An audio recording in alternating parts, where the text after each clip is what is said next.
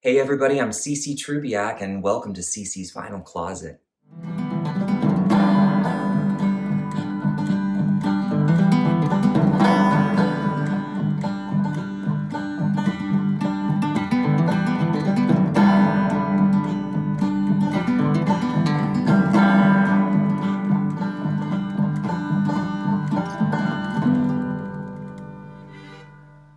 Well, holy smokes, here we are, guys. Episode 16 of Cece's Vinyl Closet. And this train just keeps on rolling down the tracks, hey? So in the previous two episodes, we explored the early recording career of Tanya Tucker, and we highlighted her role as a child star in the country music recording scene, and her evolution towards a more provocative country rock sound. In looking at all the releases available on vinyl record from 1980 on, in this episode, I'm going to be emphasizing how within some personal hardships in these years, Tanya was still able to pretty much rise like a phoenix from the ashes and offer the world some of her strongest work in her entire career. And I ain't just whistling Dixie either. This is some of her strongest work. And that is astonishing considering she already had a really successful career. But it was going to take some work for her and she was ready for it. Okay, so kicking things off, I should probably take note that at the very tail end of the 1970s and leading into the early 1980s, Tanya Tucker developed a relationship with country music legend Glen Campbell. And this became a pretty big focus. At the tail end of the 70s,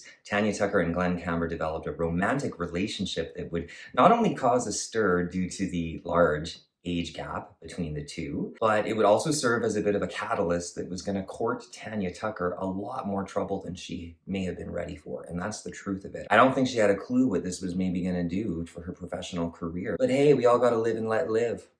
Okay, but first, Glen Campbell was an American guitarist, singer-songwriter, actor, and television host. He's best known for songs like Wichita Lineman, If We Make It Till December, and one of my favorites, Gentle on My Mind. Ain't that a beauty of a song? Now, I love Glen Campbell. I always have, and I always will. Everything about him I adore, especially that voice and that swag. And I do have a lot of Glen in my vinyl collection. His association with Tanya Tucker has always intrigued me. I'm not kidding you. I think that Glen Campbell is one of the greatest country music legends of all time. And his relationship and his music created with Tanya Tucker during this time does really intrigue me. And technically on paper, a relationship with age gap doesn't necessarily automatically mean it's going to be a failed and doomed relationship. But if you do add in excessive partying and drugs, and all of those other pitfalls of fame, it is no wonder that the relationship was doomed from the start. Although the focus on Tanya during this time was centered more on her personal life than her records. Between Tanya and Glen, there's actually some great music to be enjoyed by them.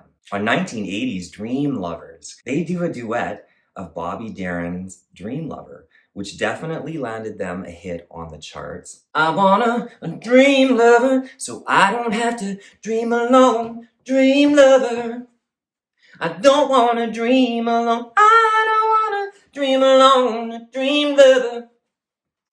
Be my dream lover. I don't want to dream alone.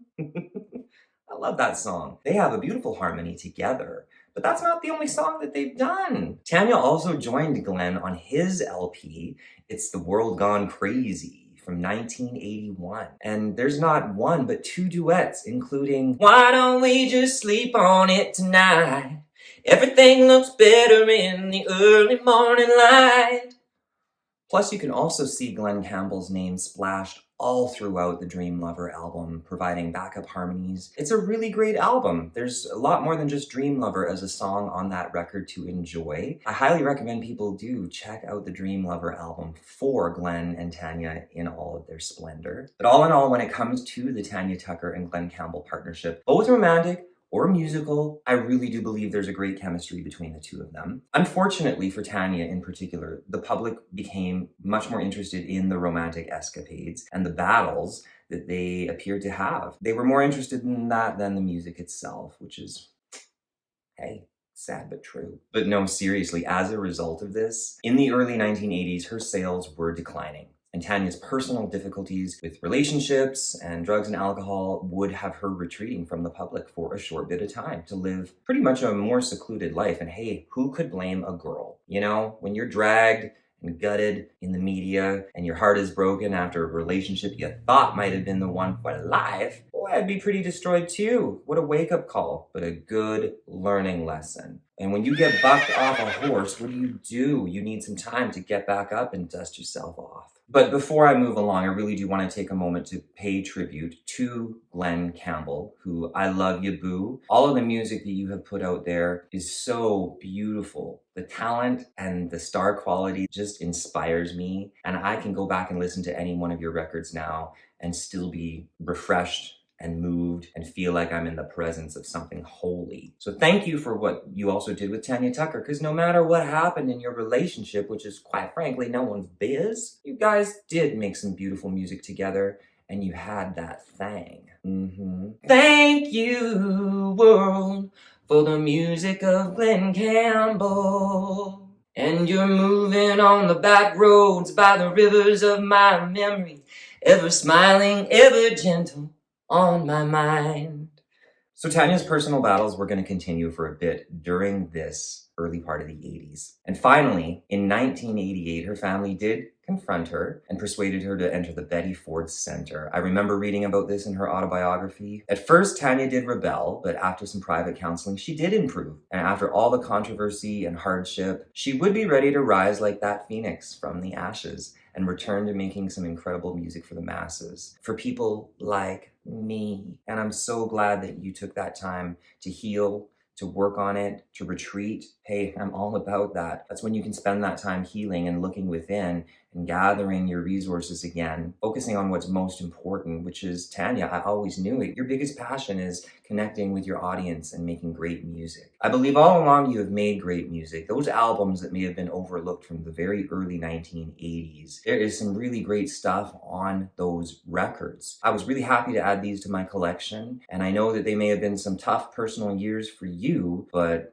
honey, the music speaks for itself. And I'm really glad that you took that time to work on yourself so you could come back stronger than before. I gotta take a quick moment to mention this. There is a lot of records for me to cover in this section, so I have broken down things in my own special way, but I'm going to be making some highlights and touching upon as many of these records as I can. So here's where I get to highlight some of these hits and associations that I personally enjoy. First up, in 1986, Tanya's comeback would begin with Girls Like Me, which was produced by Jerry Crutchfield. Now, this album alone was going to spawn 4 top 10 country singles, including One Love at a Time, That's All I Can Handle, Burning Both Ends of the Candle Can Drive You Insane, With One Love in Your Heart and One Love on Your Mind, it could tear this girl apart. I just need one love at a time. That's one great hit. What's another one? Just another love. I don't wanna be just another love on your list of hearts you've torn apart, then you've cast them aside. Oh, can't you see that I don't wanna be just another love in your life. Oh, Tanya. Another big hit was It's Only Over For You. It's only over for you. Oh, I'm not the one who found somebody new. You can go on believing we're through. Ooh, but it's only over. It's only over for you. I really highly recommend this entire album, Girls Like Me. Girl, you were already beginning to rise above the hardships of the early 80s. Alrighty, next up, in 1987, she released an album called Love Me Like You Used To, and it continued that upward trajectory with hits like Love Me Like You Used To, I Won't Take Less Than Your Love, and If It Don't Come Easy. If it don't come easy, you better let it go. And if it don't come easy, there's no natural flow. Don't make it hard on your heart when you might be better off alone. If it don't come easy, you better let it go, yeah.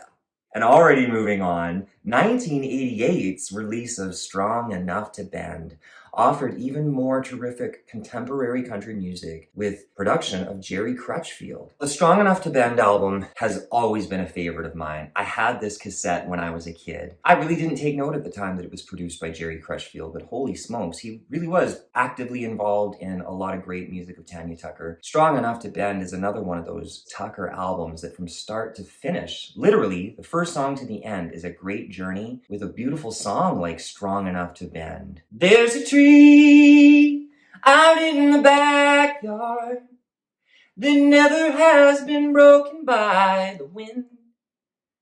And the reason it's still standing, well, it was strong enough to bend. Oh yeah, but there's some other really cool songs off it, as well as a song I really love called Daddy and Home, which is just a beautiful song written by Jimmie Rogers. Folks, I would encourage you to check out the Strong Enough to Bend album because it just contained more great music by Tanya Tucker. 1990 was a new and improved Tanya Tucker, who by this time was recording and touring regularly, each album consistently building stronger, and finally on the top of her professional career. First, with 1990's Tennessee Woman, faithfully produced by Jerry Crutchfield. Boy, they had found their stride by this point. Listening to the production of these records in particular, I love that contemporary 1990s country sound. Everything was just sharp. It didn't sound like it was being recorded in a tin can like a lot of that stuff at the late 70s did. Sorry, Jerry Crutchfield, but you guys really improved by this time of Tanya Tucker's career. It is all flawless from start to finish. Does anybody remember these familiar hits from the CMT days? I sure do. What about Walking Shoes? Well, I'm gonna put on my walking shoes tonight. Well, I'm leaving here 'cause you don't treat me right. All you do is treat me wrong. So honey, I'll be good and gone. I'll be wearing my old traveling hat. Oh, Tanya! Sorry, that was really, really intense love. Another big hit from this record was Don't Go Out With Her with T. Graham Brown. Holy smokes, T. Graham Brown, you got a sexy voice on you, I'm just gonna say. Baby, your heart is in serious danger. Don't go out with her. She'll lead you on and treat you like a stranger. Don't go out with him. You need someone like me who'll love you endlessly. That's a really beautiful duet that you two do together, not gonna lie. Yes, and 1991's What Do I Do With Me, produced by Jerry Crutchfield, of course, became the highest placing album on the Billboard charts, reaching number 6. What this album has to offer for contemporary 90s country is just amazing. It's got If Your Heart Ain't Busy Tonight, Some Kind of Trouble, and Without You, What Do I Do With Me? No, what do I do without you, Tanya Tucker? There's also Baby, I'm down to my last teardrop this time. I don't care who or what you're doing. There ain't gonna be no more boo-hooing. Baby, this time I swear it's the truth. I ain't gonna cry no more for you. Nuh-uh. I really love this Tanya Tucker. This also has some real good rhythm, country, and blues elements to it. So Tanya Tucker, just multifaceted and amazing.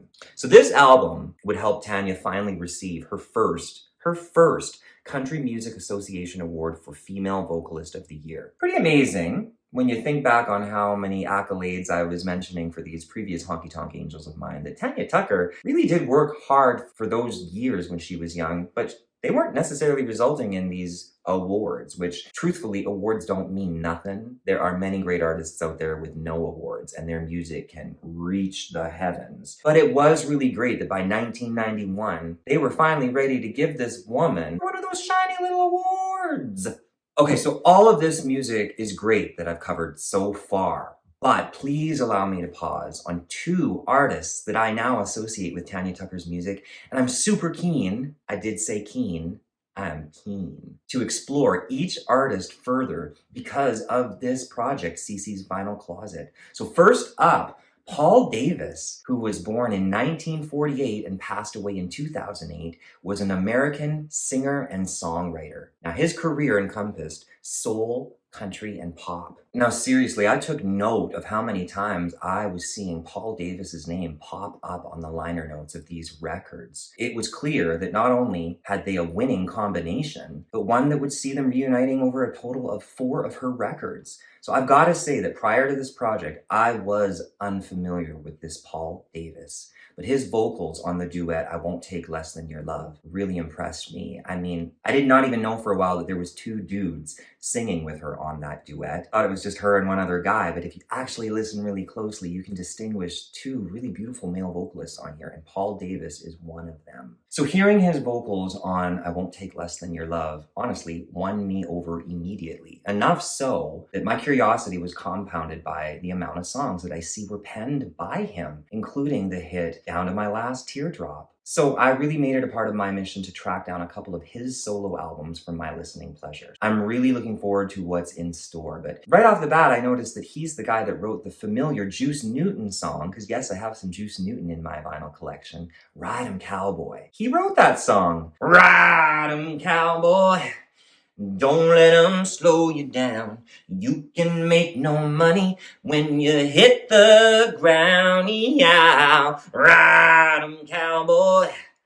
Don't let 'em slow you down. You're the toughest cowboy in town. Paul Davis, man. I love that song. Right on to you, Paul Davis. I took note of you in the liner notes of these records. I'm on my way to hearing what you sound like on your own. And the other association that I have with Tanya Tucker is another Paul. Paul Overstreet is an American country music singer and songwriter. And like Paul Davis, I can see Overstreet's name on a number of songs on Tanya's records. So I salute Paul Overstreet as a singer and songwriter, and I had no idea that he's the guy responsible for the Randy Travis song, Forever and Ever Amen. I'm gonna love you forever and ever, forever and ever, forever and ever, forever and ever. Amen. Paul Overstreet, you wrote that? That's a hit. And that's a beautiful song that Randy Travis does. And apparently, Overstreet is responsible for co-writing the Alison Krauss song, When You Say Nothing at All. Damn, Paul! Damn! That is some good... I've done gone and picked up a record of yours that I'm really looking forward to listening to, and I just want to say that I appreciate the music that you've offered to the world. The music that you, Tanya, and Paul Davis made, you had a really beautiful combination. Praise you, Paul Overstreet and Paul Davis. So now that I got all of that out of my system, I can safely say that music after this point in time by Tanya Tucker unfortunately was not being produced on vinyl record, which really saddens me because there's some fantastic albums that Tanya did after this period. I would love to have this stuff available on vinyl. There is some stuff that I'm going to be touching on that is available on vinyl, but I just need to take notice of the stuff that isn't, and on my wish list, I truly wish that the album Can't Run From Yourself was available. It would be fantastic to spin that vinyl. I gotta say, I'm just grateful that there are these records of hers that I was able to find out there. And one of the reasons why I love Can't Run From Yourself so much is this was an album that really fully merged Tanya with that rhythm, country, and blues sound, which again, I think is pretty beautiful and another layer to the kind of music that she makes. Now, obviously, all of this is not to imply that after this period that Tanya wasn't recording and touring. She really was working hard, but she certainly did retreat after some time, and her prominence began to fade in the wake of a new generation of country music artists. But in 2019,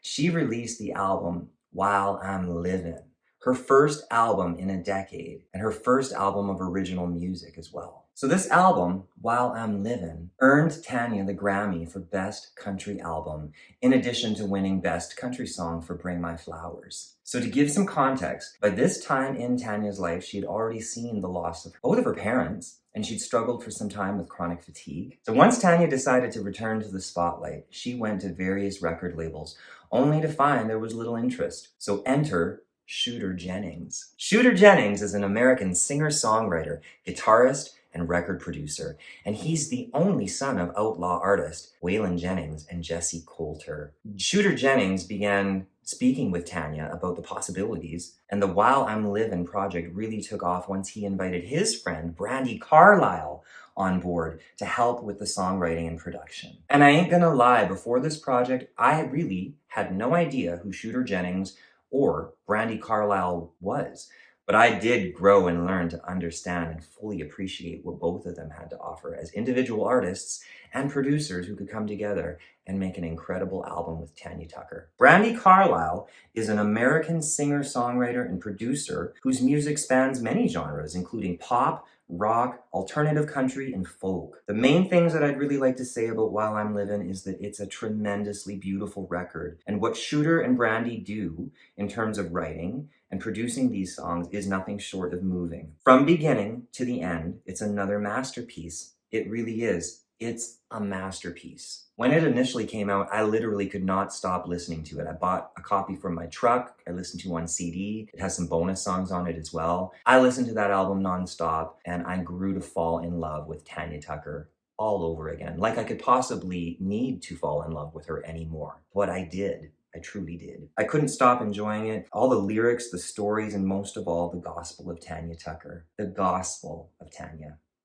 Now, as a result of discovering Shooter Jennings and Brandi Carlile, I made it a point to pick up solo albums of both of them and explore their music further. And like I mentioned, with producers like Owen Bradley, Billy Sherrill, Bob Ferguson, Steve Buckingham, Ricky Skaggs, it would be a dream come true to work with producers like Brandi Carlile and Shooter Jennings. It honestly would. It gave me a faith that country music and that music in general still has a beautiful fire in it and an authenticity. So I really appreciate both you artists for that, because maybe I would not have discovered you were it not for my love, my already existing love of Tanya Tucker. So my eyes are wide open and my ears are open. And I thank you both for the music that you've given me through this album While I'm Living. Praise you, Brandi Carlile and Shooter Jennings. Shooter Jennings and Brandi Carlile. Winding things down now, if you can actually believe that we're winding things down, Tanya Tucker has accumulated many nominations and awards since the beginnings of her career in 1972, including her 2020 Grammy for While I'm Livin' and the Cliffy Stone Pioneer Award in 2015. Her CMA in 1991 is a standout for me as well. I remember when she got that award, and I forget what age I was, but as a part of the CMT generation, I was really proud of her for winning that 1991 award. You go, girl. So in terms of her lasting legacy, really all I really want to say about Tanya Tucker. Tanya, well, if you're listening to this, first of all, this is really, in essence, my way of bringing you my flowers. Bringing you your flowers. So I want to say that the lasting legacy you've given for me as a queer-ass country boy from up here is that you taught me that you don't have to conform. You do not have to conform. In fact, if you stand out and you stand true to what it is that brings you passion and how you express yourself in all facets, you do end up touching people out there. So I thank you for that. That is your lasting legacy to me. You do not conform, and it is one of your shining glories. And in all truth, that authenticity that you bring to the world inspires me to live in my own authenticity and to not conform, win, lose, or draw. As you've said, it's a lonely business being ballsy. There's a song in that, by the way. So that's it, folks. This pretty much wraps up episode 16 of CC's Vinyl Closet. Thank you so much, Tanya Tucker, for all of this great music. If you guys stay tuned, we're moving on to the second last honky tonk angel in this lot. Pretty sure you guys can take some guesses on who it is. The list has been getting shorter and shorter. Oh, doobie, don't. Nope, come on. Nope. So I'm really excited about what's coming up down the road. So in the meantime, if you've enjoyed this, hit the like, hit the subscribe. Check out the other playlists that I've got associated and connected to CC's Vinyl Closet. Just know how much I appreciate you guys tuning into all this. Leave me some comments about the music that you love so much. And until next time, bring my flowers now while I'm living. I won't need your love when I'm gone. Don't spend time, tears, or money on my own breathless body. If your heart is in them flowers, bring them on. If your heart is in them flowers, bring them on.